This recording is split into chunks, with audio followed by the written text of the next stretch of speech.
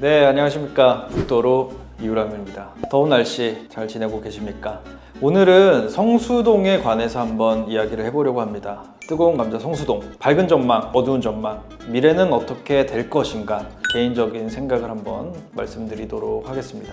연무장길은 이미 평당 2억 원 시대가 열렸습니다. 매매 사례가 3건 이상이 됩니다. 그리고 오른편으로 대림창고라에는 1억 5천 이상 평당가가 형성되어 있고요. 아틀리에길 블록도 1억 3천 이상입니다. 성수동이 과연 얼마까지 오를까요? 연무장길 기준으로 이미 신사동, 청담동과 평당가가 육박하고 있습니다. 그렇다고 신사동과 청담동, 성수동이 다 같다고 볼 수 있을까요?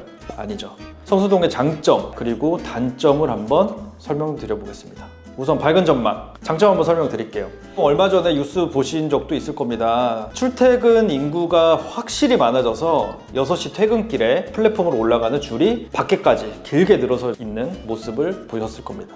이런 모습들은 어디서 볼 수 있냐면요, 여의도, 구로 디지털 단지, 이런 곳에만 볼 수 있었던 광경이 성수동에도 벌어지고 있습니다. 출퇴근 인구, 직장인들이 많이 늘었다는 겁니다.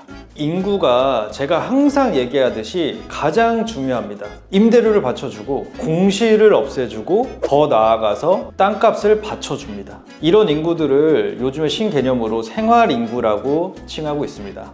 대부분의 생활을 직장에서 주로 생활을 하고 그쪽에서 소비하는 것을 생활인구라고 합니다. 저 같은 경우는 신사동이 직장이기 때문에 신사동의 생활인구입니다. 근데 위에서 바라봤을 때 신사동 주민으로도 볼 수가 있는 거죠. 왜냐하면 대부분의 시간을 신사동에서 보내고 있기 때문에요.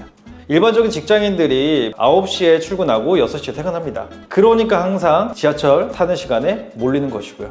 주변에 커피, 음식점, 그리고 퇴근하고 친구가 놀러 오고, 이렇기 때문에 성수동이 더 탄탄하게 유지가 될 수 있다는 점입니다. 성수동 불러 지도를 켜놓으시고 지식산업센터라고 검색을 하시면 무수히 많은 지식산업센터가 나옵니다. 이쪽에서 출퇴근하는 인구가 굉장히 많습니다. 그리고 요즘에는 엔터 사무실들도 성수동에 많이 사업을 하고 있습니다. 사무실도 입점을 많이 해 있고요. 이런 소규모 사무실들까지 합치면 지하철 타려고 줄을 길게 서는 그런 상황이 발생이 됩니다.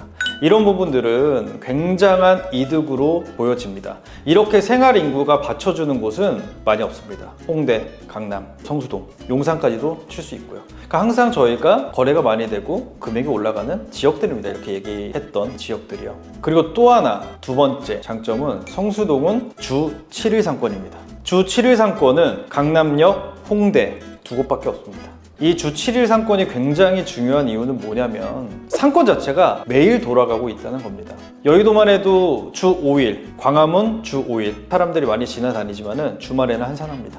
성수동은 주 5일 동안은 지식산업센터에서 출퇴근하는 인구들, 토요일, 일요일은 서울숲, 그리고 디올, 버버리 편집샵, 생겼다가 사라지는 팝업 스토어들, 그리고 예쁜 카페들, 맛있는 음식점들, 이런 곳에서 약속을 하고 데이트를 하고 친구들을 만나고 사진을 찍으러 다니고, 이런 인구들이 일요일까지 받쳐주기 때문에 탄탄하게 주 7일 상권이 유지되고 있습니다.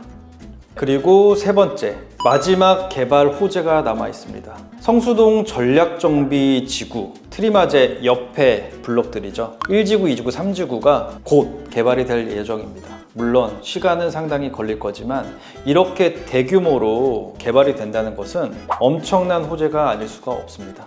혹자는 이런 얘기도 하더라고요. 용산의 축이 성수동으로 옮겨질 것이다. 엄청난 개발 호재까지 예상을 한다면 성수동은 매우 밝은 전망을 보일 수 있겠습니다. 근데 하지만 밝은 면이 있으면 어두운 면이 있습니다. 어두운 면 한번 말씀드리겠습니다. 첫 번째, 교통. 뚝섬역, 성수역, 그리고 서울숲역이 있습니다. 분당선 그리고 2호선이 지나가는데요. 보통 뚝섬역이나 성수역에서 많이 내려서 사방으로 퍼져나갑니다. 이렇게 역이 있는 것도 매우 중요하지만 강남에 비하면 턱없이 역이 부족하죠.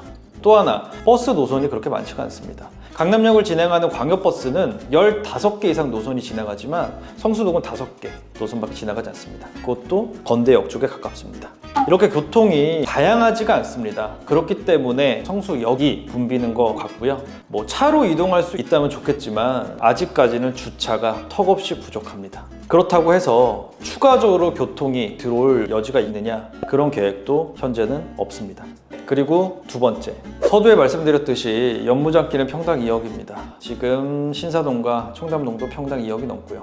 같은 금액이지만 강남과 홍동구의 성수동입니다. 이 점은 분명히 차이가 있습니다. 성수동은 강남이 아닙니다. 강남은 성수동이 될 수가 있지만 성수동은 강남이 될 수가 없습니다. 그렇기 때문에 지금의 금액이 과연 고점일지 아니면 조금 더 여지가 있을지는 심사숙고해서 판단을 해볼 문제입니다. 그리고 세 번째, 젠트리피케이션입니다. 가장 대표적인 사례가 경리단길 그리고 가로수길 메인길이 되겠습니다. 뜨는 상권에서는 악령처럼 따라 붙습니다. 기존에 이 상권을 형성했을 때 다소 싸고 저렴하게 임차를 했던 임차인들이 상권이 확장이 되고 유동인구가 많아지면서 대기업 자본이 들어가면서 임대료가 상승이 되고 이 상승된 임대료를 감당하지 못하고 임차인들이 빠져나갑니다. 그렇다면 상권이 죽고 이런 것들이 반복이 되는 게 젠트리피케이션인데요. 이미 경리단길은 회생 불가입니다. 모두 아실 겁니다. 경리단길 가보신 적 있나요? 최근에요? 저 또한 그렇게 갈 일 없습니다. 가로수길, 메인은 임대, 공실 곳곳마다 붙어 있습니다. 이 또한 대기업 자본들이 들어가서 임대료를 엄청나게 상승시키고 빠졌기 때문에 임대료를 감당해서 들어올 임차가 없습니다. 아직은 성수동은 젠트리피케이션이 발생했다고 말할 수가 없습니다. 왜냐하면 아직도 상승 중에 있기 때문입니다.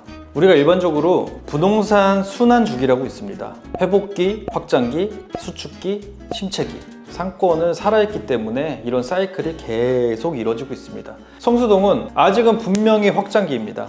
그렇다면 어쩔 수 없이 수축기와 침체가 분명히 오는 시점이 있을 겁니다. 이미 임대료도 5년 전에 비해 두세 배 이상 올랐습니다. 연무장길은 팝업스토어 한번 열려면 한 달에 4천만 원 이상 줘야 됩니다. 그 대기업들이 분명히 지금은 성수동에 메리트가 있기 때문에 한 달에 그런 금액들을 내고 브랜드를 홍보하고 이벤트를 열고 하지만은 실효성이 없다고 판단하면은 절대 허투루 돈을 쓰지 않습니다. 그렇게 실효성이 없는 시점이 분명히 올 텐데 언제가 올지는 장담을 할 수 없습니다. 다만 아직은 시간이 남았다는 거고요. 언젠가는 젠트리피케이션의 조짐들이 보이기 시작할 겁니다. 그때는 금액이 순식간에 거품이 수그러들 수가 있습니다. 이런 점들까지도 유의를 해보셨으면 좋겠습니다.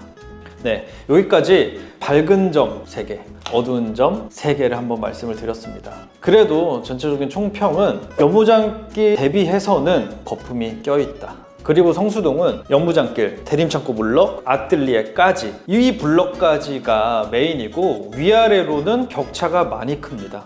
밝은 불이 강할수록 밑에 그늘은 더 짙게 마련입니다.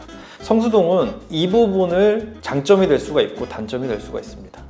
네, 여기까지 성수동 전망을 한번 말씀드려봤습니다. 모든 결정과 판단은 여러분의 몫이지만은 개인적인 의견들 한번 참고해 주셔서 판단을 하시면 좋겠습니다. 여기까지 북도로 이유람이었습니다. 감사합니다.